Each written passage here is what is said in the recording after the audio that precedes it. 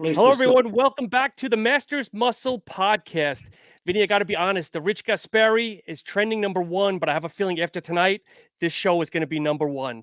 But before we bring on our guest, I want to go ahead and show a quick video for people that don't know who he is, but I'd be surprised if nobody doesn't know who he is.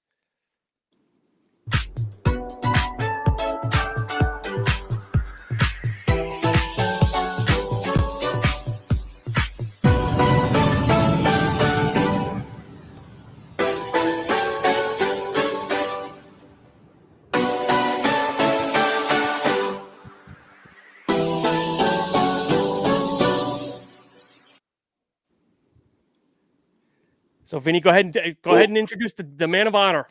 So, I want to welcome Lee Priest to the show tonight. Welcome to Masters Muscle. Thank you so much. It's an honor. Thank you. It's like I see those videos, and it's like you probably feel the same, Vinny. Sometimes people send them to you, and they're like, "Lee, thanks for the inspiration. This inspires me." And I sit there watching it, and the more I watch it, I get more depressed, going, "Oh fuck, I don't look like that anymore." Or in your mind too, it's like, "What? That's from 06." And in my mind, you think, oh, that's only like 7 years ago. Then you start adding up, like, oh, fucking hell, that's like almost fucking 15 years ago. A long time ago. So let me ask you, you started out competing when you were like 13 or 14 years old, right? How did you get involved in bodybuilding? My grandfather, he did a lot of wrestling in the army and stuff, and he was always into fitness, like one of those guys who, you always hear a Zabo doing thousands of sit-ups and thousands of sit-ups. My grandfather, Row. Yep, we lost you, Lee. Sorry about that. That's okay. No one ever fucking calls me. I do a podcast and someone calls. What I was saying with my grandfather, he was always into fitness, so he would always be doing sit-ups and push-ups and stuff like that. He's one of those guys who could skip rope for an hour or just on, remember those little trampolines they used to have where people would just bounce on them and bounce on them? Yeah. He would do that, so I'm like, yeah, okay. I started doing just bodyweight stuff because, people go, if you do weight training, it'll stunt your growth and stuff like that. I'm like, my grandfather's about 5'2", my mother's 5'2", my father's about 5'4", so there was no giants in my family. So I always said to people, as long as you train correctly and you're not going crazy with heavy weights where you're going to do damage, training at a young age is perfect because you're growing, your muscles are growing, your testosterone through those teenage years is good. So I started just doing basic stuff at home with him, but then it would have been around 85, 86. I just got into the He-Man cartoon. And once I saw He-Man, it's like, I want to look like He-Man. There was no, I wanted to be a bodybuilder or anything like that. It's just, I wanted to look like He-Man. And then I started training, and guys at the gym are like, you look pretty good. There's, we had a thing called schoolboys division, 18 years and under. They said, why don't you do that? And my mum didn't think I'd do it because I hated sports where, like, I didn't really like team sports, but also I did karate and I went to magic school, but I was always embarrassed because in karate, you got to go, yeah, anything yelling. I'm like, I don't like it. And they'd sit around and watch you while they grade you. So I hated that. And when I did magic, I went to this magic school for almost 2 years. And every time I went to do a trick on stage, I'm like, I'm going to fuck this up and they're going to see where the rabbit's hidden, or they're going to, work out what I'm doing. So when I said to my mum, I'm going to do a bodybuilding show, she's like, you're going to walk out on stage in nothing but your underwear, are you? I went, I'll give it a go. And I come back with my first trophy, and then I just got hooked on it. I didn't really like the competing. Even into the pro years, I didn't like the competing. I just loved the training side of it. That's why, as dumb as I am, I still do it now and keep training even around injuries and that. But yeah, just to look like the He-Man. You get people now, I'm sure you get them, Vinny, who go, I want to be Mr. Olympia. I want to do this. Yeah. It's like, slow down. How about you start at a local show and work your way up? And I always tell people too, yes, it's good to think that, but if you just train correctly, you eat correctly, if you've got the genetics, I tell people, you will slowly grow and you'll know that bodybuilding's meant for you. Because we've all seen guys who train year after year, throw all the gear in year after year, and they still look like shit. But in their mind, if I just take more gear, I'll get there. So, oh yeah, it's just crazy. So yeah, that's how I got into it. Your mom also competed too? Yeah. When I was 17, I've been competing for like roughly 5 years. My mum's like me, you see me in the off season, I'm a little bit fat, shall we say, a little bit of fluid. My mother's like, if I get into shape, will you do the couples with me? And because my mum was a little bit overweight, I just looked at her and went, yeah, get in shape, I'll do it. Because in my mind, I'm thinking, I don't want to be fucking seen on stage with my mother. You know, you're a young kid. So after 8 months of training, she got in great shape. So we did the couples, and we were the first mother and son in the world to compete in the couples and win a couples division. And she tells the story where I just won the Mr. Australia, and she was on the other side of the stage because our routine starts where we both walk across the stage and we meet in the middle. So I walked around the back of the curtain. I come over. She's all excited. She's with my sister. She thinks I'm going to give her words of encouragement. I just looked at her and said, now, don't you fuck this up. and then I walked away, and she's just standing there. And halfway through the routine, we're doing our posing. And there's a part where we come off the floor and we reach our hands out. And she's meant to just leave her hand out. I take it. She went blank. I'm like, oh, fuck, she's forgot it. So I sort of stepped in close to her and took her arms and lifted them like this. The judges and people were crying. And they're like, that was so beautiful, that part. And she's like, yeah, I forgot the routine. So was that her funny. first show, or she competed previously too? that was her very first show. Wow. Wow, that's pretty. And did she do individual also, or just a couple? Yeah, she won a few local shows and the state title and that, but she only did it for like, I want to say 3 years. And then I always say, people say, why did she quit? I'm like, she was the smart one in the family. So That's funny. Lee, did you get hazed or anything competing with your mother? I mean, any of your friends or anything bust your chops? no, because someone just asked me this the other day about school friends. And because I left school early at 14 and got a job so I could train, all my friends were probably mid-30s, 40s, married. So all my childhood friends I never really saw after that. So I was always around an older crowd who were into the sport and respected it and that sort of thing. And yeah, well, she used to get comments like, oh, I remember back in the day, I think, Vinny, it was like the get beat board and stuff back then. It was like, look at Lee's mother. Lee's got to be giving his mother steroids and this and that. I'm just like, oh. It's just so even today now, it's like, that's the whole thing these days, isn't it? Steroids this, steroids that. And you're never going to change the mindset. If I see the word trend one more time, I'm like, Right. How did you obtain your IFBB Pro card?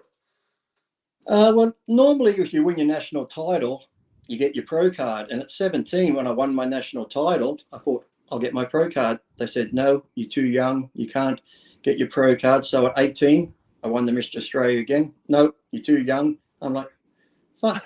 19, I won it again. And they're like, no. So I was coming over. That's when Lou Zwick, you probably had phone calls from Lou Zwick back in the day. Did you, Lou Zwick. Yeah.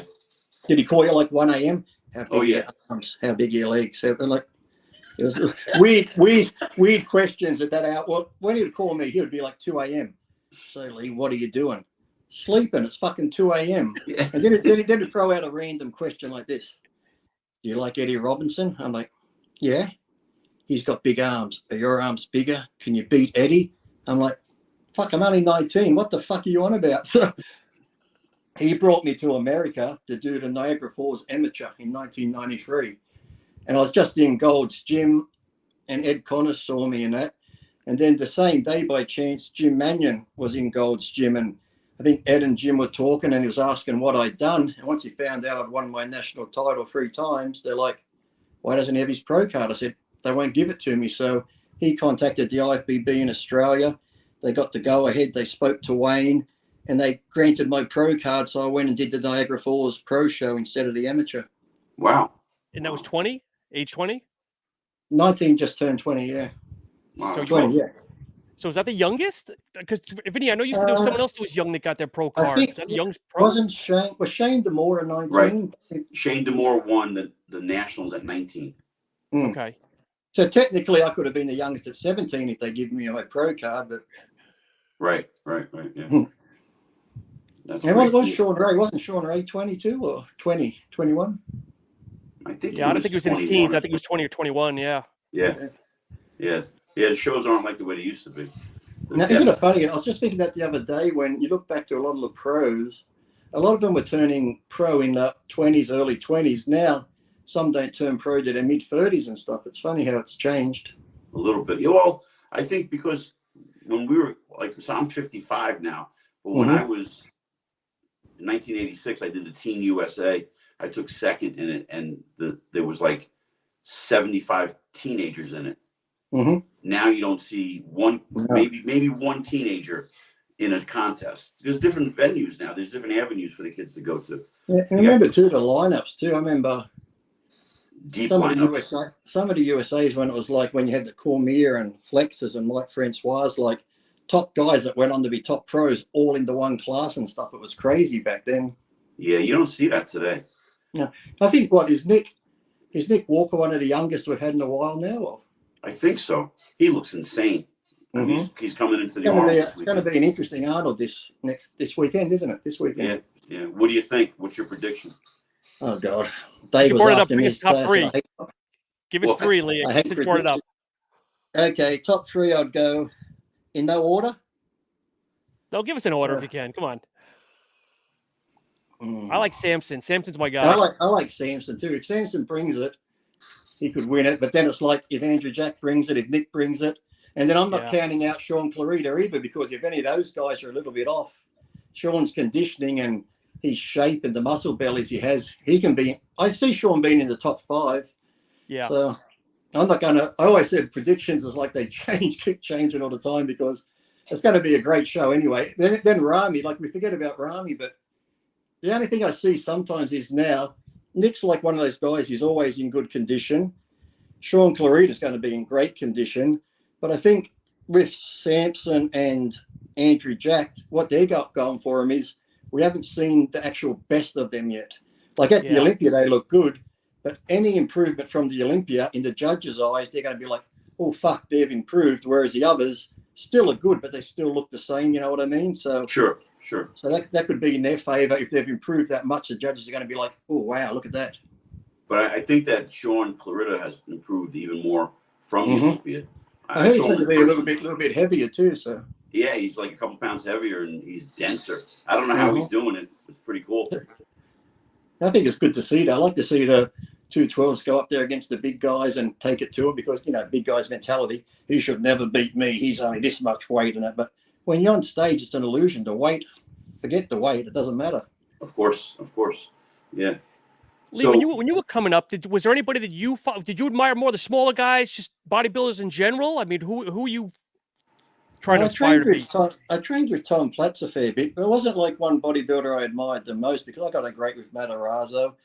Like Paul Dillette lived with me for 8 months. It was more like, even coming up, I like guys' body parts, like Tom Platz's legs, Eddie Robinson's arms. So I wouldn't say there was one guy, but then after I watched a lot of Tom Platz's seminars, you know, if somebody asked him a steroid question, he was straight down the line and said, yes, I've used them, blah, blah, blah. So I like that attitude. I like Mike Matarazzo because he was down to earth.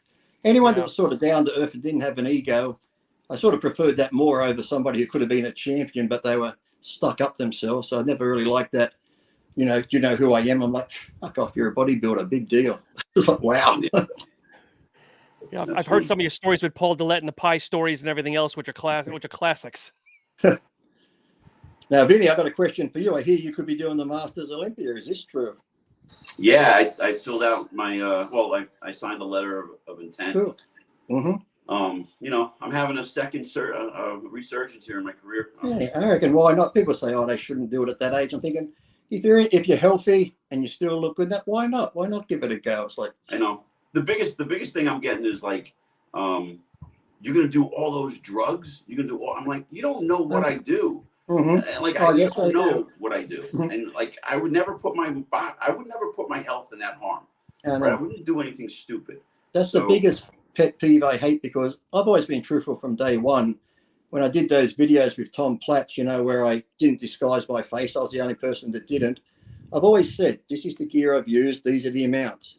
You're fucking lying. You take this. I read online. I'm like, you read online. I'm a pro telling you that you don't need these large amounts. Why you believe somebody you don't know? And I'm telling you, all you pros lie because you just want us to think you're better than us. I'm like, I'm just like, I give up now. It's just like, I want you to listen to us because I want you to do it, but do it with minimal drugs. You can do it if you try. That's why I tell these people, if you're taking, say, 2,000 grams a week, I say, go back to 1.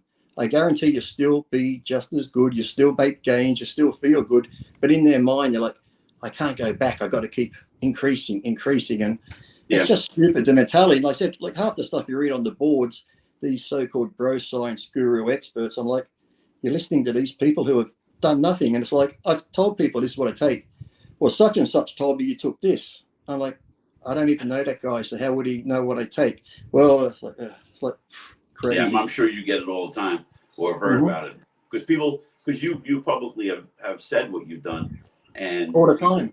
Just can't wrap their head around the fact that it's a small amount. I know. Well, it's that like mentality with, like, say you're at a seminar and you're a young kid sitting there, Lee, what do you take? And I say, look, right now I'm taking sus. I take 1 mil every 8 days. But back in the heyday, if I was sitting there doing a seminar, I say, look, I only take 400 milligrams a test. These young kids are like, I'm on 1,000. He's bigger than me. He's fucking bullshitting. He's got to be taking way more than me. Yeah. Like, it doesn't work like that, people. It doesn't work like that. It doesn't work that way. It does. I think we come from a different era too. I mean, when I was first training back in the 80s, 90s, I was taught training, nutrition, and supplementation. And that was the last thing. And nobody ever talked about it because I was just saying that the other day on a podcast. It's like, I knew about drugs coming up, but it was just like, I wanted to do all the training, go as far as I could without the drugs first, because you don't know what your genetic potential is if you don't go as far as you can without them. And then when I did start the drugs at 19, I took Deca. And then a few months later, I tried Test, because sometimes people do their first cycle and it's like Test, Deca, Dianabol. They're like, oh, the drugs are working good. I'm like, how do you know?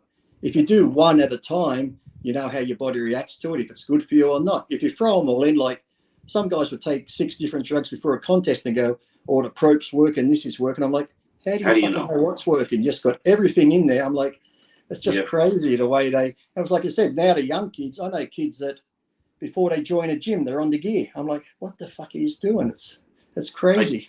I see it all the time. And like now I'm the old guy in the gym and join the club. They don't, right. So how old are you now? I'll be 51 this year, so I'm in the 50 club. Yep. Do you have any like you get up and, well, it's warm there in Australia. It's hot there. So I'm in Jersey and it's freezing here. So my elbows, my knees, everything hurts every day. You're in the Guy Cistanino curse area. Yep. But Vinny's taller though. Vinny's taller. Oh, don't say that to Guy now. Come on. Yeah, but I don't really, touch wood. I got, little nagging ones. Well, it would have been like a month ago now. I slightly tore where my pec ties in here in the bicep area because I was walking both my dogs. This guy let his dog off a leash and I got 2 American staffies. So combined, they're 230 pounds. They sort of lurched forward and I had the leads on my hands. So I went snap really quick. I'm like, oh, fucking hell. So I had to go get one of those PRP injections. So that's been slowing me down. But 5 years ago, I had a woman crash into me and crushed all the nerves in my neck here. So I got muscle atrophy a bit in my chest, the triceps slowly coming back after 2 neck operations. So apart from that, I've been actually pretty fine with training and stuff. But like I said, you get if I go to do legs one day, I could do legs for a month, no problem. Go to do them again, I start warming up on extensions. Oh, fuck the knees. So they come and go, but touch wood, nothing major. But all the injuries I've had have been outside the gym. So I didn't realize you had surgery. Yeah, 2 on the neck. Yeah. Oh, what year was that? The last one was only 2 years ago when I went in through the neck here because the first one didn't work. So they were going through the neck. They move all your stuff to the side. And it looked like a little USB card with prongs in it that go both ways like that.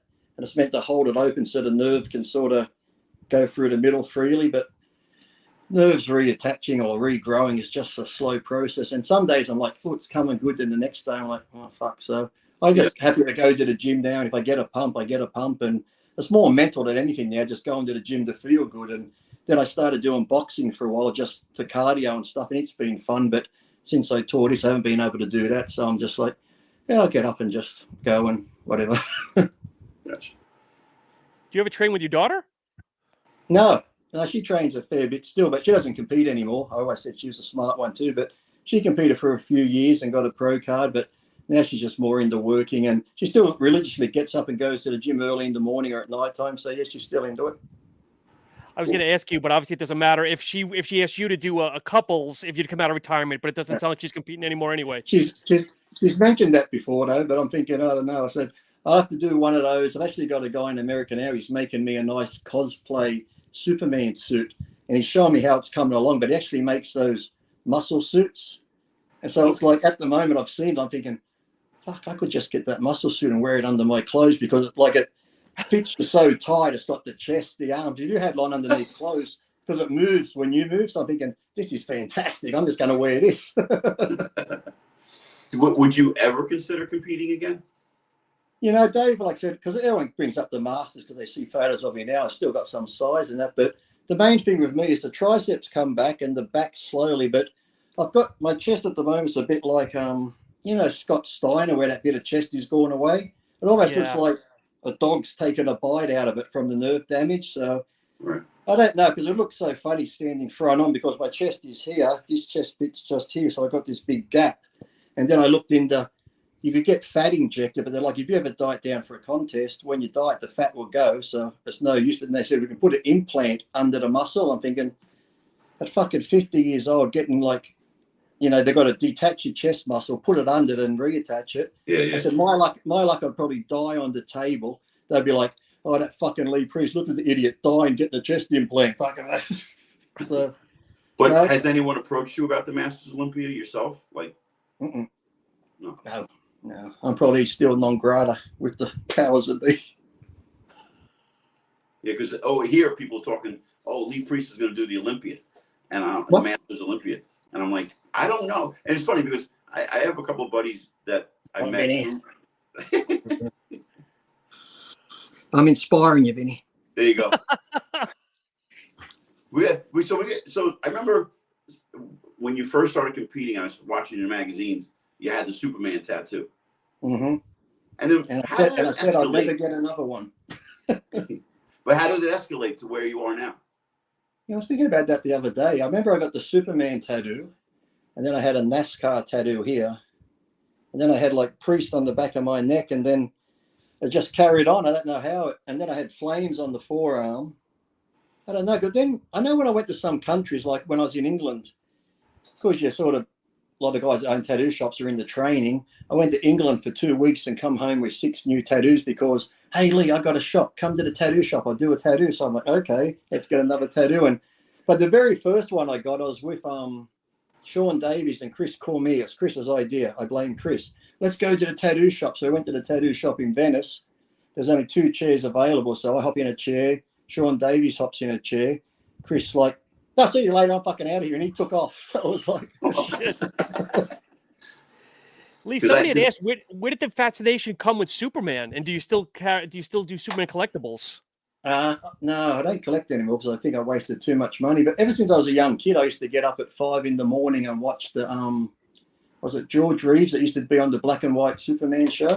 Oh yeah, I watched that, and then from the age of 4, my mum would always just make me a Superman suit. So I always liked it. And then being in America, you can collect anything there. They just had so much stuff, and I just carried on with it. And then this guy on the Instagram, he makes like beautiful, proper movie style suits. So he contacted me, go, do you want a Superman suit, mate? I'm like, sure, with the muscles. Yeah, I'll never get out of it. That's cool. Hey, so I have a question on training. Mm-hmm. So when I started to get back into training after I had shoulder surgeries and I didn't train for a while, and I started to watch some of your, I was trying to Google anything on leg training, and I came across a lot of your stuff with your thought process on full range of motion, deep squats compared to like partial squats. And my legs have grown doing it your way opposed to anything else.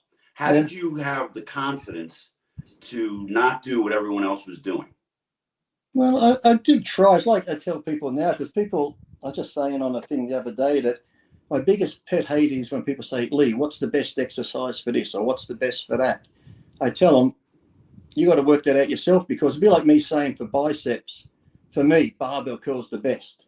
But Vinny, you might go, well, I feel more doing dumbbell curl. I get more of a squeeze and stuff. Well, if that's what you feel, do that. Don't just do it because I got big arms. You know, people say, well, Platts has big legs, he does this, I'm going to do that, when for you that might not be beneficial. So I think it was just trial and error. I tried the deep squats, and every time I went really deep, I always find that tendon just on the top of the knee would always feel bruised.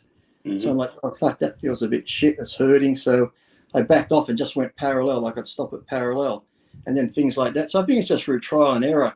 You got to find what works for you. But like I said, you can see somebody do something and go, well, Ronnie's got a big back doing that. Let me try it. When for you, that might not be the most beneficial exercise for you. It's like when I'd see people compete, they'll do this pose or something like that. It's like, oh, like that doesn't suit you. Or you see a skinny guy wobble his leg like Tom Platz. I say, why'd you do that? I love when Tom does it. I'm like, well, it looks good on Tom, but it doesn't look good on you. So, you know, you gotta find what works for you and stick to it. And you can only do that through trial and error. So it's just like one of those things. I've never followed the lead. I've always done my own thing. So just because someone was doing something, I'm like, I'll give it a go. But if I don't feel it, I'm not going to do it. Whereas I know some people will train with somebody, and if they're doing a certain exercise, they'll do it. But yet to them, they might not feel anything from it. So I'm like, do your own thing, you know, just you got to find what works for you. The same with dieting, the same with everything. It's like I've always said, you could train the same as Ronnie, eat the same as Ronnie, take the same drugs. You're not going to look like Ronnie. So, you know, you got to find what works for you. It's the same with, you probably noticed too, when you're dieting for a contest, people say, why isn't he in shape? You could do one diet 1 year and come in shredded. So you think next year I'm going to use the same diet. You could use the exact same diet, but you look different. You've always got to make changes all the time because your body's always changing. So yeah, absolutely. I've learned that now, even in my 50s. I had one program that was working, and then I had to tweak it last year. So yeah, I mean, it's cool. You know, I always found you interesting because you have an open mind and you talk and you just get things. And more of an open mouth than a mind. Well, yeah, that's what my mind didn't work. My mind was always second to work after my mouth.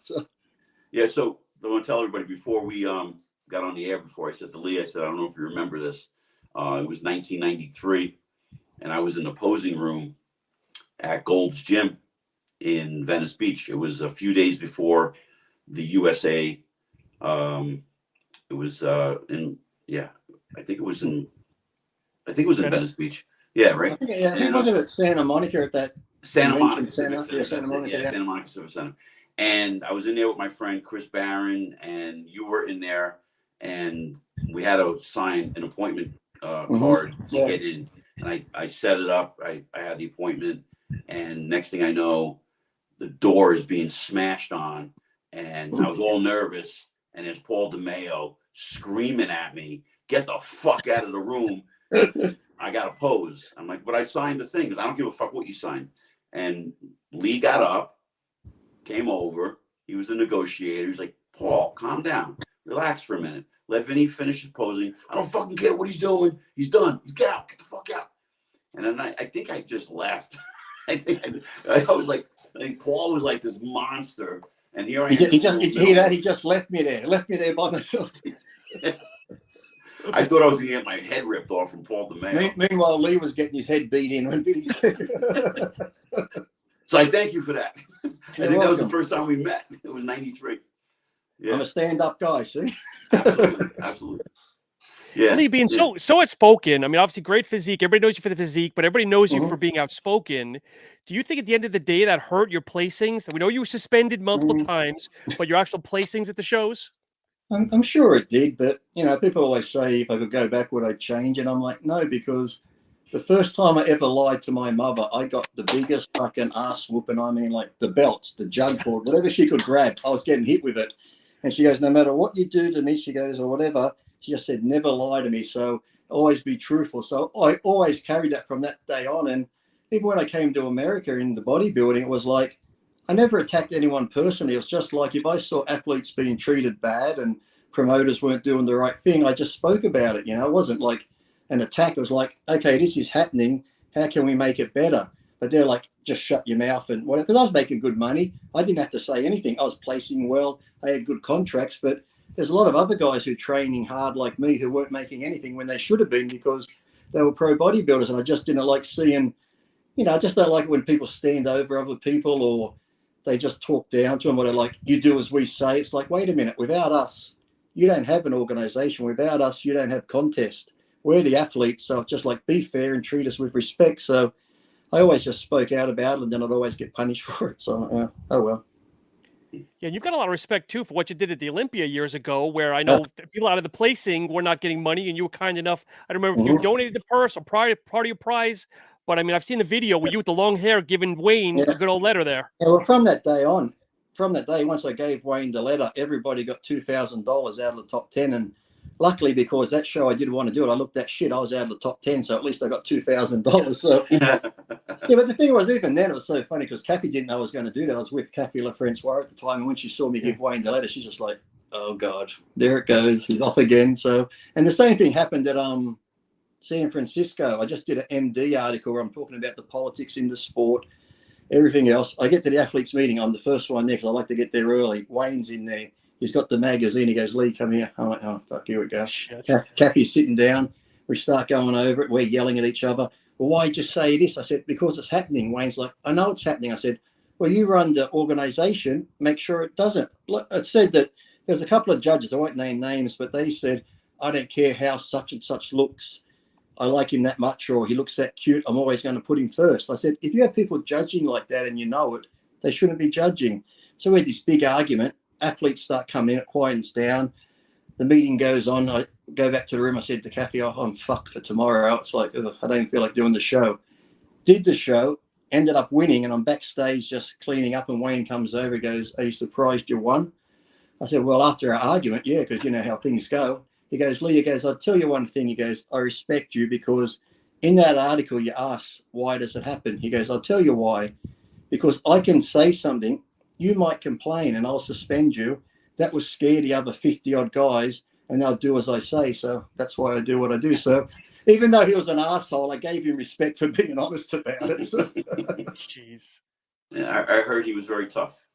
Oh, yeah. I remember once on the European tour, we were just traveling. We hadn't slept, no food, and everyone's complaining. And Wayne stands up on the bus and goes, "Guys, I know what you're going through. I just brought a new leather recliner and I haven't had a chance to sit in it myself."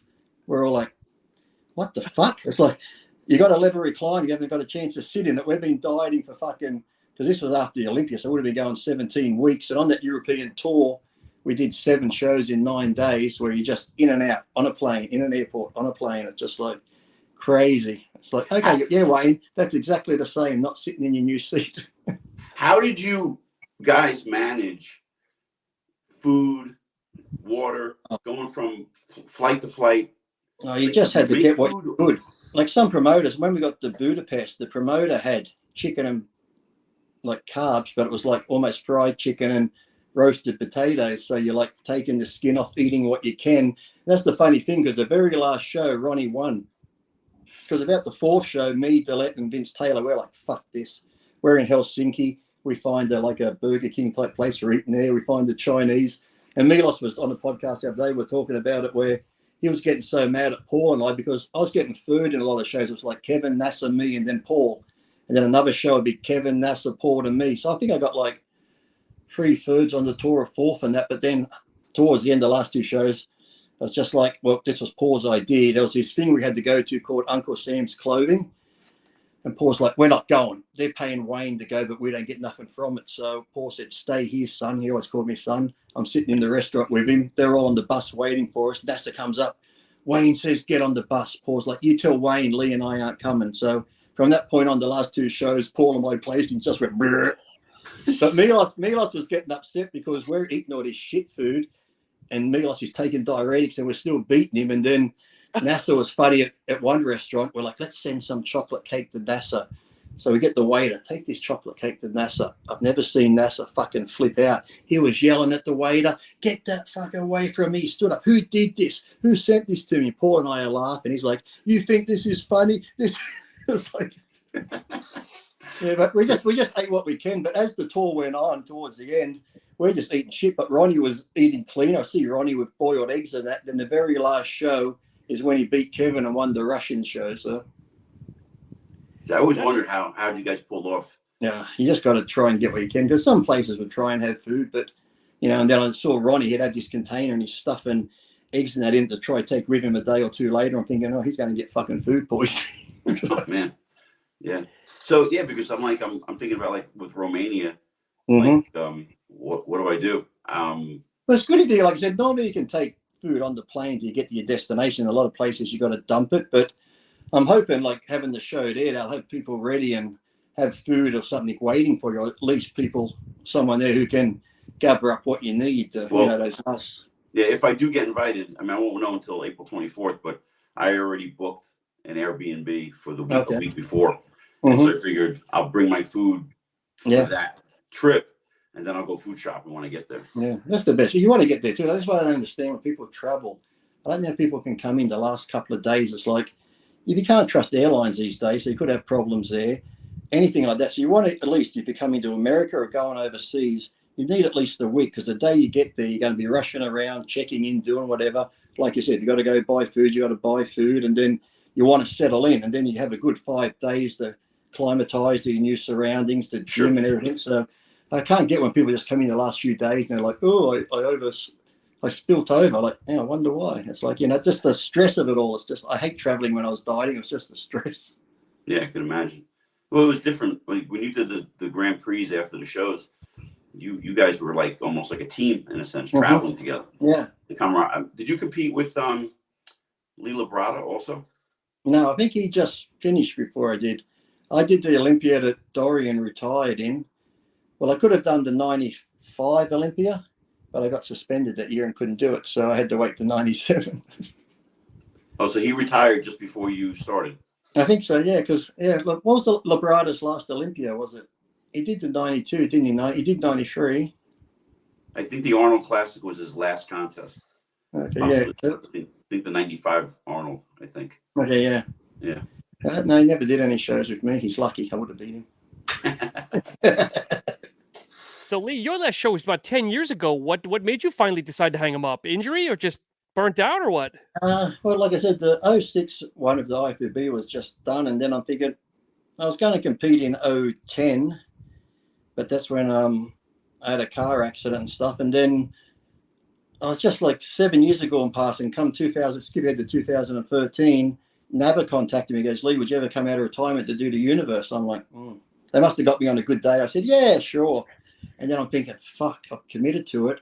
And I started to get ready for it. But just that pressure of, I haven't been on stage in 7 years. I was sort of a top IFBB pro.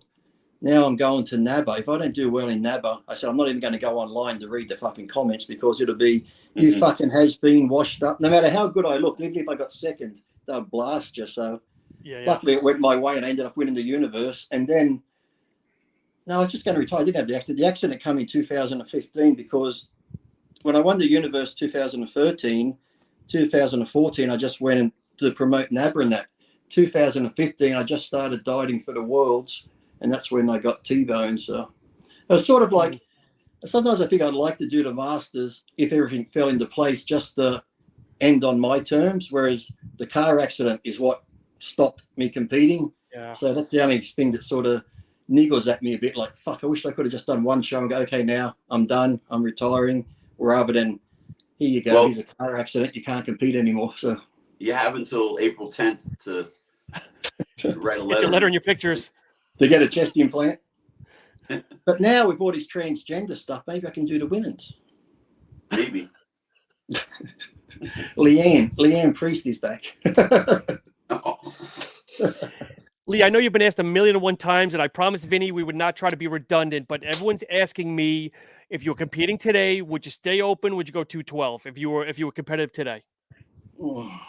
If the 212 was around, I probably would do it. But then if I'd won like the 212 Olympia once or twice, or even once, I'd go open, because it'd be more of a challenge then to go into the open class and really go up against them. And so, like I said, I didn't have the opportunity back in the day. It was just the open class. And I just found it exciting competing against bigger guys. And when I beat him, like watching him cry and get upset, he should never beat me. He's only short.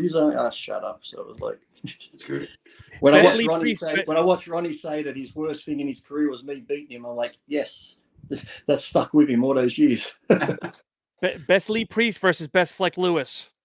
Oh God, we get that asked all the time. And Flex says I would beat him. I say he would beat me. So I don't know, because we both have our good points and weak points. And I always say it would have been great for me, Flex, Jose Raymond, all those guys up on stage together. It would have been great battles back in the day. I'm sure the placings would have went back and forth on a few of the shows, but would have been fun to do back in things like that. So yeah.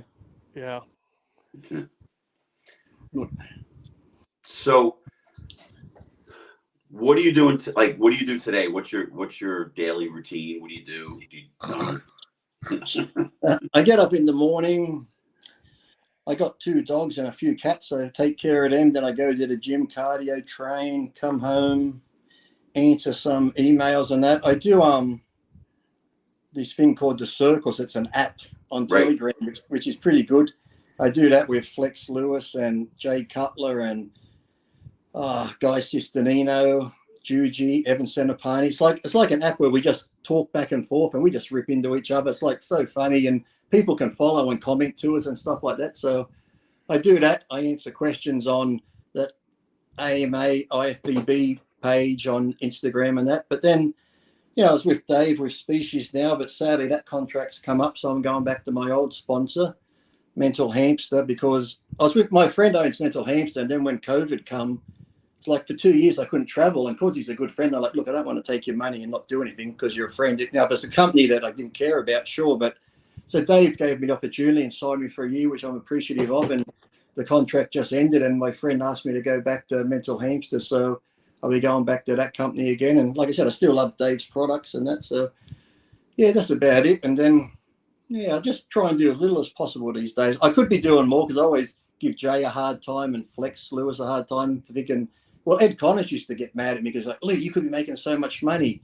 I'm like, yeah, but look, money's great.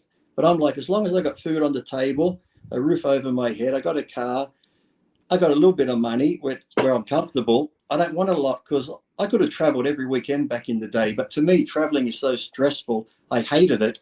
So why do it if it's going to make me fucking stressed out? Yeah, I get more money, but if I'm not going to be happy doing it, why do it? So I do little things here and there, but not to the point where, like I said, I see Jay on there. It's like, I'm traveling this weekend. I'm flying here. I'm getting the red eye back here. I'm like, oh, fuck that. It's like, I don't care what money you're paying me. I ain't doing it. So yeah, Jay's going to be, I think, a special guest at the Masters Olympia.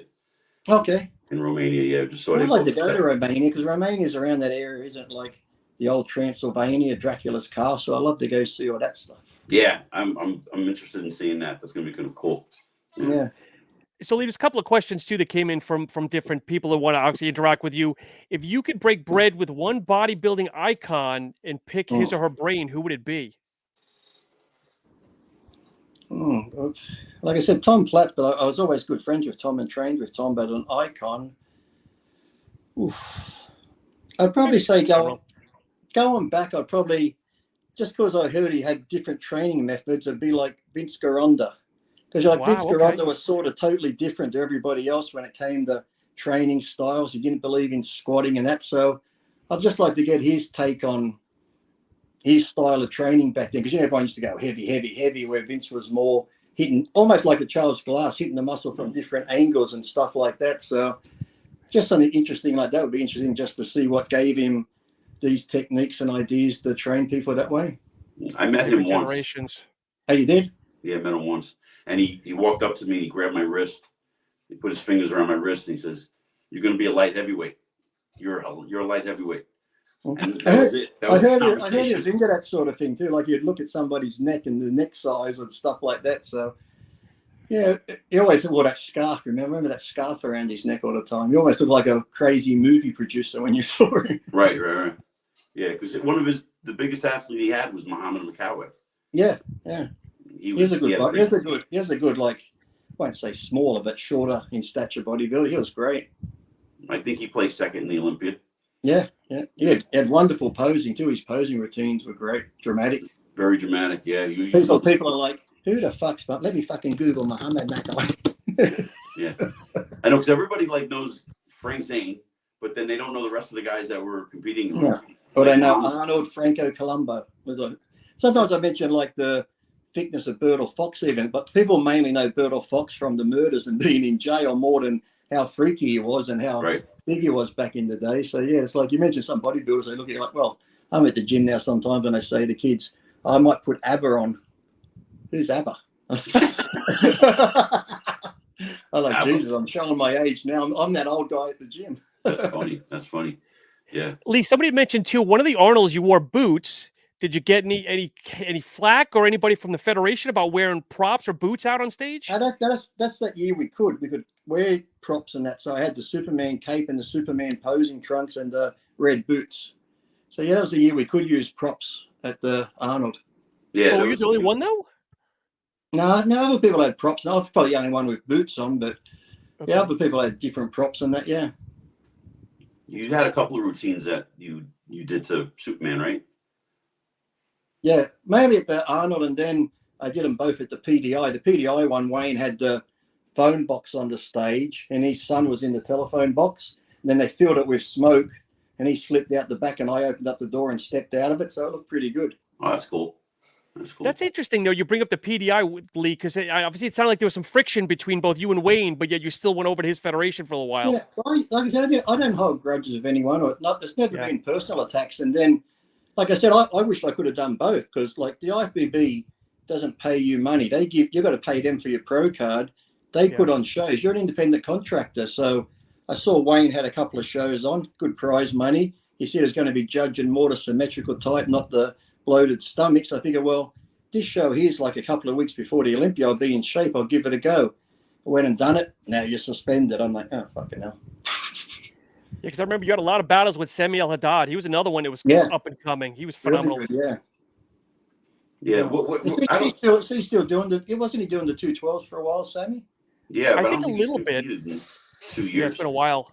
Yeah. And with this Masters Olympia coming up too, I said it should be 50 years and over, and it should be 50 plus, and you haven't competed for at least 3 or 4 years, because there's some guys doing the Open Olympia now who could step on the Masters stage, which I think isn't fair. You got to let the older guys who've been in retirement for a while have their day in the sun again. It's going to be interesting. Yeah. There's going to be 10 different categories. What's the actual prize money? Because I heard they're saying $229 overall, but what's the actual prize money for the winner of the Masters? We don't know yet. We don't know anything yet. Here's your trophy and a lollipop. Thank you. Trophy and a Viagra bottle. Hey, up you go. Cialis. Yeah. We don't know. We don't know what does invitation only mean. We don't really know. So yeah, we know all the we only know April 24th who's invited. But other than that, they didn't say. Well, I mean, the prize money just came out, so maybe they're going to triple. Maybe they're stringing it along so that way. I just when I saw the figure of 229, I'm like, should I just send them 1,000 to make it 230? It's like 229, such a random number. It's like, yeah, I don't know where they got it from, but yeah. But if they do it evenly, it's 29,000, a little over, under 30,000. Okay. Per, but I would assume that the men's will get more than, and then it'll trickle down. Well, I find too, though, if you're going into Masters, it's one of those things where you love training, you love doing it. You're not doing it for the money anyway. So it's just something that I think when you get on in life, it just gives you a goal again. And if you're healthy and you can aim for that goal and train for it and do it. It's not about just like I wouldn't do it for that little money. It's like, it's not about the money half the time. It's just people want to do it. Yeah. I've gotten that question, and, I've said, I was a good bodybuilder. I did well, but I never got to the Olympia. And now this is my chance to get to an Olympia stage. And I like what you said a little while ago, the accident is what stopped you from competing. You want to end it on your terms. And I didn't end it on my terms. I had the injuries and I stopped competing. I wasn't looking good. I had 14 screws throughout my shoulders. And so now that I'm doing this again, I just want to end this the way I want to end it. I didn't know 4 years ago that the Olympia was coming back. I thought I was going to do a master show and maybe one more 212 and call it a day.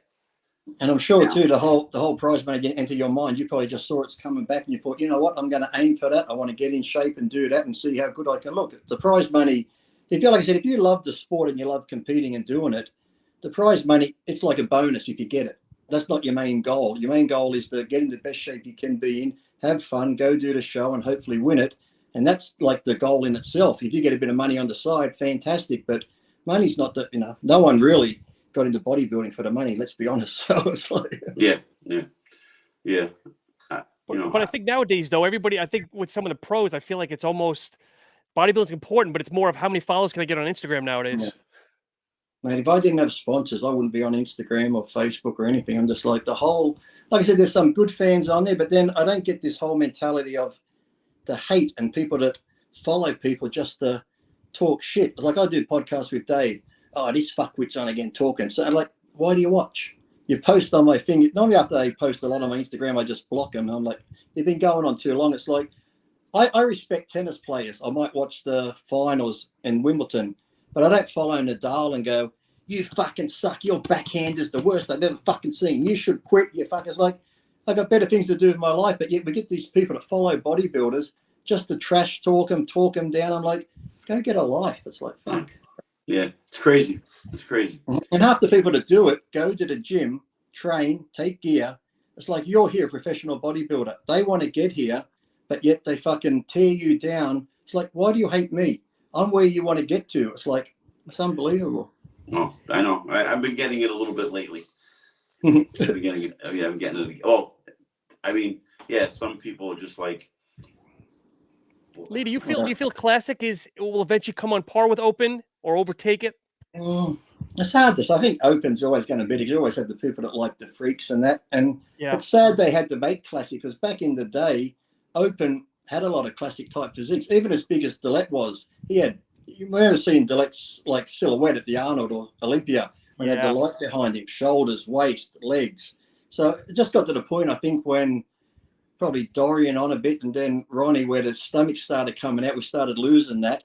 The judges started rewarding that look. So everyone thought, we've got to go get big like that. And then it just blew it out the water. So they had to make the Classic class rather than if you had started putting guys who were like Classic first at the Olympia, the bigger guys would have went, hey, fuck, this look ain't working anymore. I better tone it in. So. Right.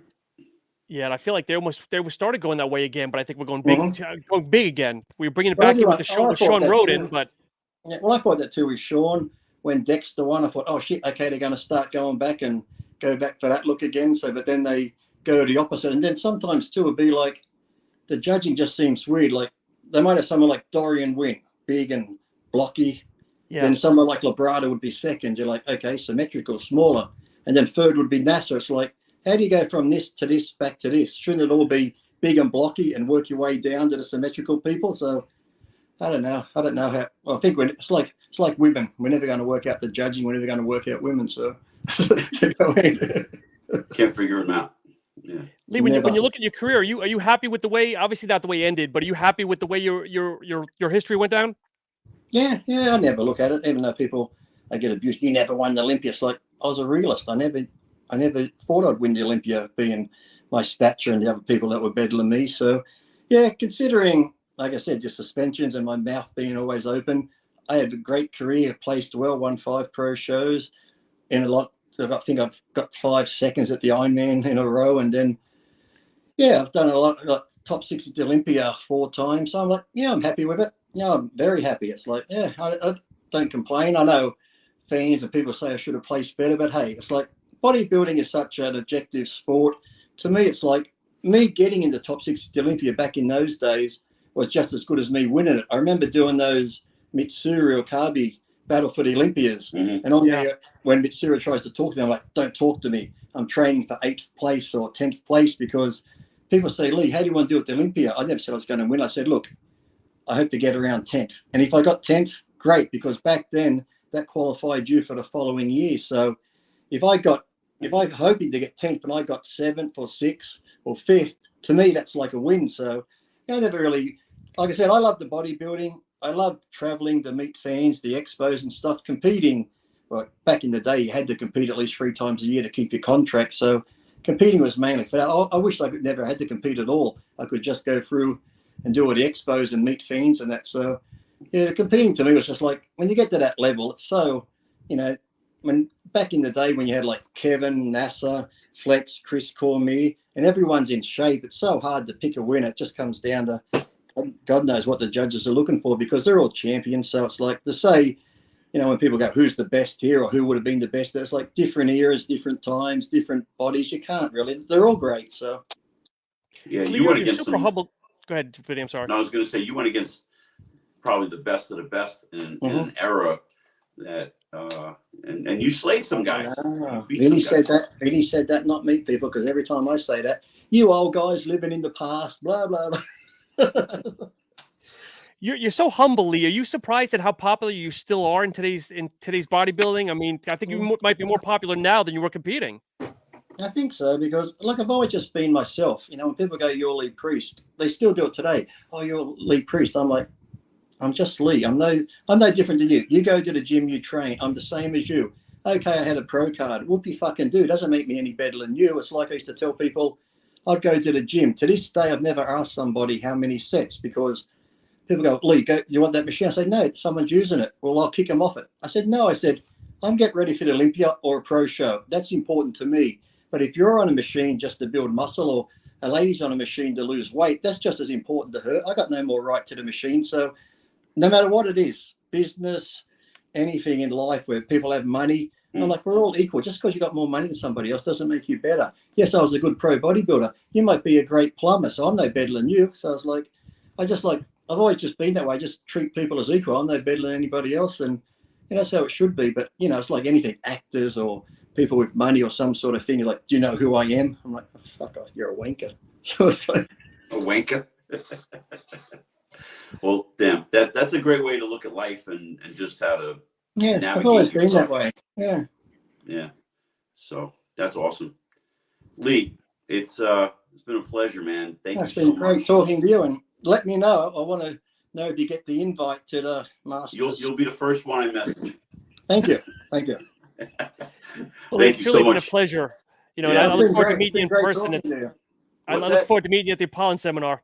Yeah. Oh, that'll be a good seminar, won't it, when I get there? Whoa. You never know what Lee will say. But Lee, where can people find you if you want to promote the new brand you'll be with, your friend's brand? I mean, that'll be Mental Hamster or Mental Monkey on Instagram and Facebook. And then me, I'm just official Lee Priest 72 on Instagram. That's my third Instagram page, because Instagram's deleted my other two accounts, saying the wrong thing. I got a warning the other day. I didn't know. I called someone a clown, and I put up the clown like emoji. Yeah. I get this thing. Boom. This is hate speech and a hate symbol. I'm like, what? Fucking clown? Yeah, because now, for some reason, the clown, because of Donald Trump, is related to right-wing fractions of Oh boy. World's going mad. So, but that's where I am. Crazy. I'm Lee Priest on Facebook, but I think there's a couple of fake ones there. Generally, you can tell which one's me if you read through it. I'll be abusing someone, calling them a dickhead and the C word, so you know which one's me. Well, thanks again for coming on, man. Oh, thank you. Thank you very much. It was a pleasure, my friend. I know it's late there, Vinny, so go to bed, get your rest. You got a Masters Olympia coming up. Yep, it's 8 o'clock. Well, that's late. I'm in bed at 7:30 because I get up at 4. Come 7:30, I'm like this. Well, what time is it there in Australia? It is lunchtime at 12, just coming on 12, midday on Thursday. It's Thursday. All right. It's Wednesday there. It's Thursday here. Yes. I'm in the future. What do you want to know about the future? Anything? Lee, again, it was an absolute pleasure, my friend, and thank you so much. Thank you very much. Thank you, Lee. Thank you. Take care. Take care. All right.